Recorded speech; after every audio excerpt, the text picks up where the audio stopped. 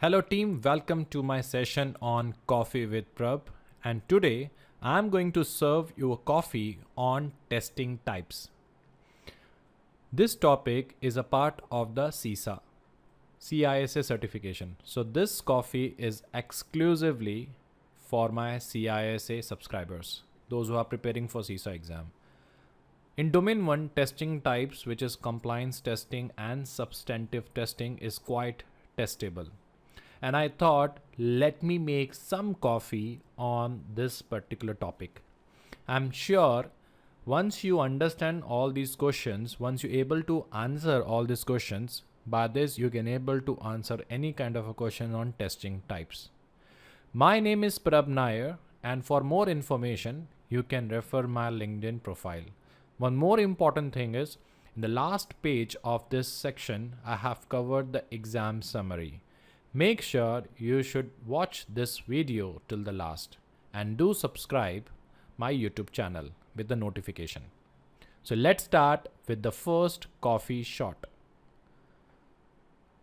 Prab is an auditor, and recently he was assigned to one financial audit project. Keyword here is financial audit project.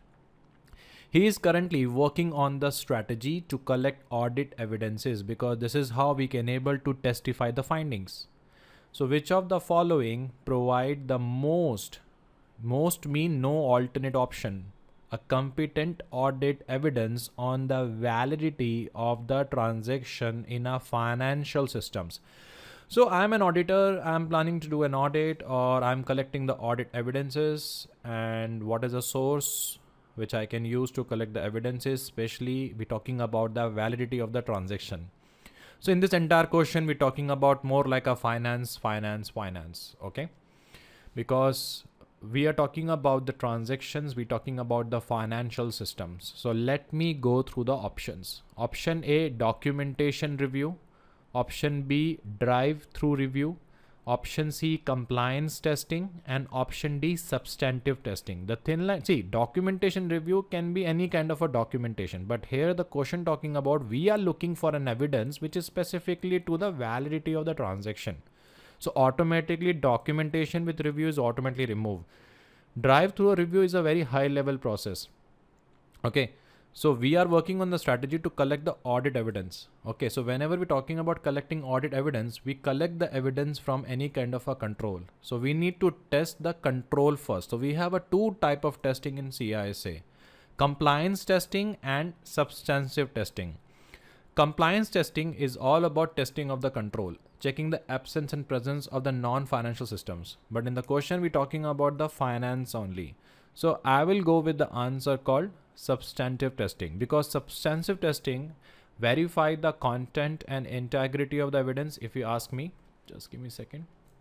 So if you're talking about the substantive testing, it basically talk about the content.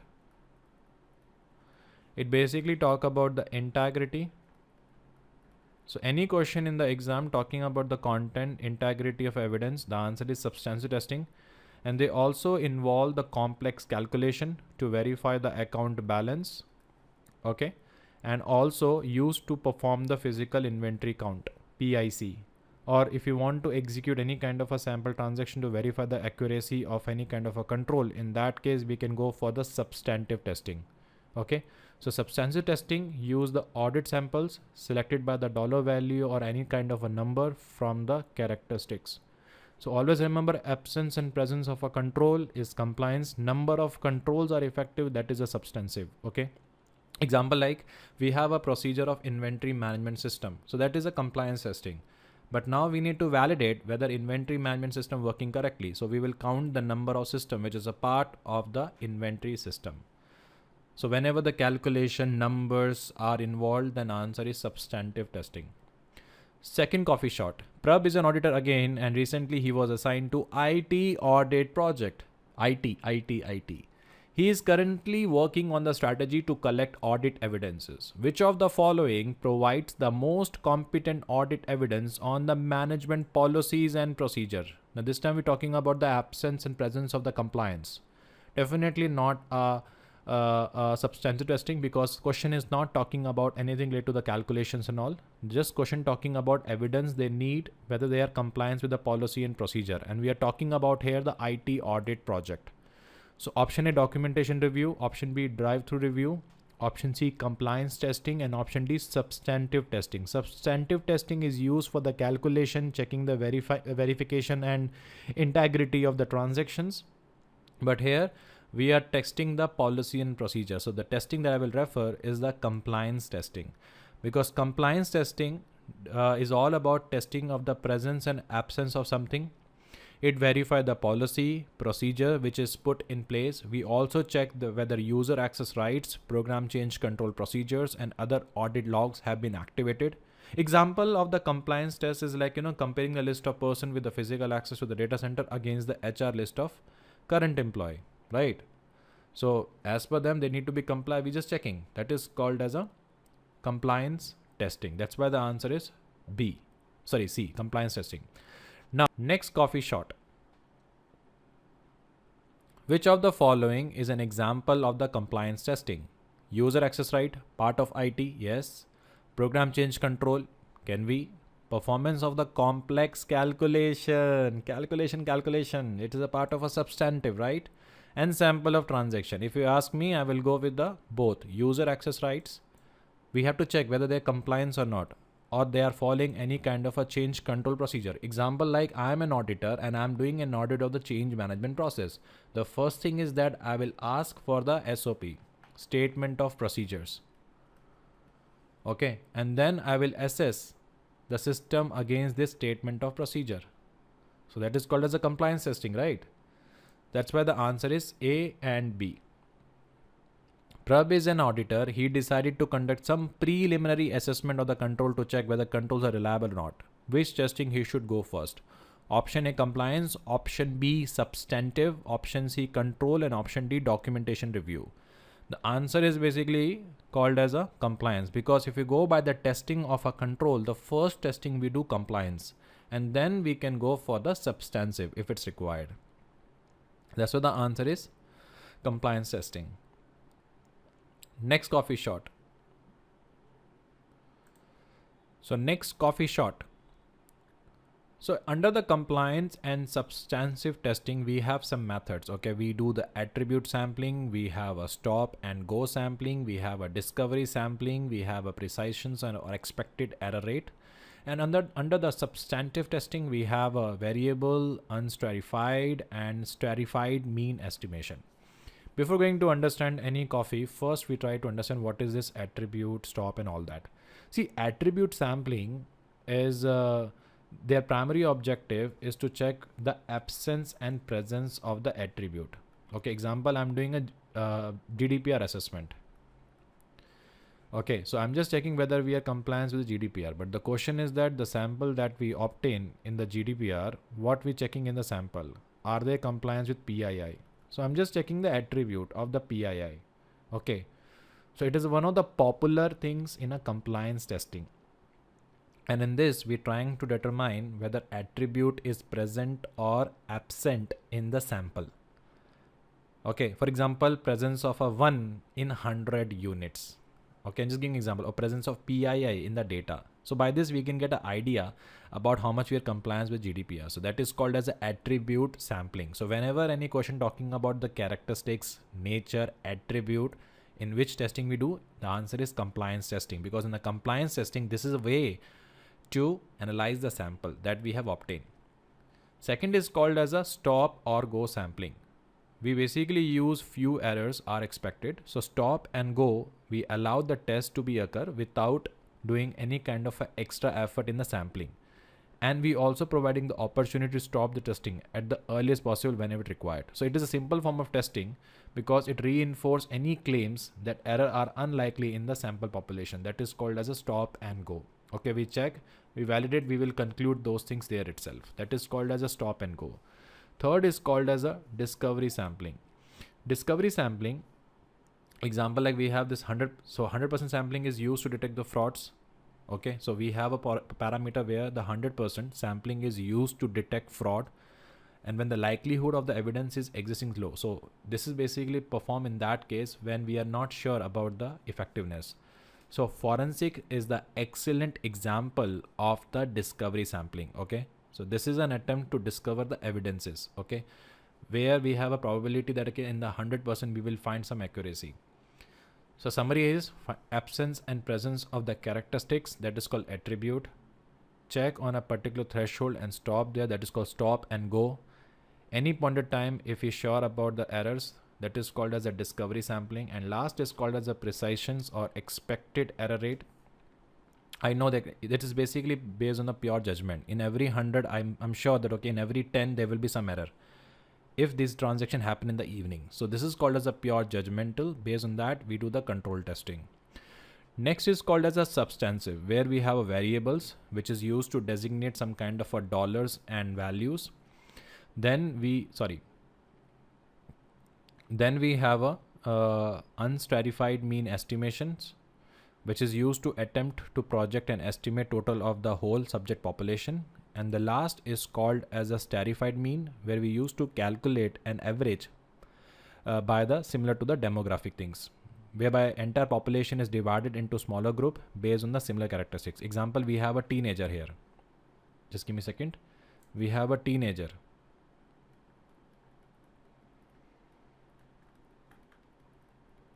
So we have a teenager. So we have a teenager from the age from 14 to 20. Okay. And people from the group from 21 to 29. And people from the age from 30 to 40. Okay. Then we're talking about those who are male or female, those who are smokers and non-smokers. So this is the so on. That is called as a stratified mean estimation, where we attempt to project an estimate total of the whole subject population by organizing them into a group. Okay. So let's have a coffee shot. Which of the following is a popular audit sample technique in a compliance testing? Option A, attribute, it is there. Stop and go, it is there. Discovery, and last is called as a precision or expected error. Which of the following is in a popular, keyword is popular is there. So answer is attribute sampling, because that is one of the common thing we use in a compliance, and it is also faster because we just checking whether characteristics is there or not, and based on that we finalize. We pick the sample, see the characteristics, if it's okay then we add that in a bucket. Second is, which of the following is an example of the substantive testing? Which of the following is an audit sample technique in the substantive testing? Option A, attribute, but attribute is a part of the compliance. Stop and go is a part of a compliance. Discovery is a part of a compliance. What is left is variable. So if you can see the diagram, the answer is variable sample. Okay, so the next coffee shot is coffee shot 5. In this section, we're going to discuss about which testing use audit sample selected by the dollar value. Keyword is dollar here. Okay, so talking about monetary out of the project forecast. Option A, compliance testing. Option B, substantive. Option C, variable. And option D, difference estimation. Whenever you answer questions in CISA, one thing also you need to remember, we have to select that option which can cover the other options also. Okay, so in this scenario we're talking about the dollar value, so I will go with the answer substantive because keyword is dollar value. Next is, in which testing the auditor used a judgment concerning the material relevance and conclude whether audit objective has been achieved. See, we have an option called compliance testing, substantive testing, variable sampling, and difference estimation. Now there's a small advice. Now if you can see here, they say they want to conclude the audit. Okay, they want to conclude. The first testing they do compliance, and after they do the substantive. Based on the substantive only they can able to take the effective decision. So compliance testing is gone. Variable sampling will be subpart. So we're left with the answer substantive testing, because first we're checking the absence and presence of a control, then we're checking the relevance of the control, which is a part of the substantive testing, and after that we can take the decision. That's why I'm going with the answer B, because always remember, after the substantive testing only we conclude the audit. Next is coffee shot 6. in which testing the tolerable error rate is a maximum deviation from a procedure. Keyword is procedures that auditor is willing to accept. So absence and presence of the procedure we check in a compliance testing. Compliance testing, substantive testing, variable sampling, and difference estimation. Here we're talking about the tolerable error rate, okay, in the maximum deviation. So if we have a defined change management process, we just checking the absence and presence of the procedure. So anything kind of a deviation is there, we can able to identify, and these deviations we are monitoring in the compliance testing. Okay. Second is, which of the following describe the relationship between the compliance testing and substantive testing? So here the answer for this is compliance testing. Okay. Which of the following describe the relationship between the compliance testing and substantive testing? Compliance testing, presence of a control, and substantive testing is the integrity of the content. Substantive testing, test for presence, and compliance testing, actual the content. They are identical in nature, which is not true. Compliance testing tests the individual account balance, that is a part of a substantive testing. So D is removed, C is removed. Substantive testing doesn't check the presence, it is check the accuracy. So answer is A. For the first also the answer is basically A, and for the second also the answer is basically A. Now this is the exam summary. If the question talking about which testing need to be performed first, then answer is compliance testing. If the question talking about test controls, then answer is compliance testing. If the question talking about the presence of a control, then answer is compliance testing. Based on the planning, the first testing that we perform, the answer is compliance testing. If the question talking about the content and integrity, then answer is substantive. Okay. If the question talking about account balance, then answer is variable sampling, which could be used for count currencies.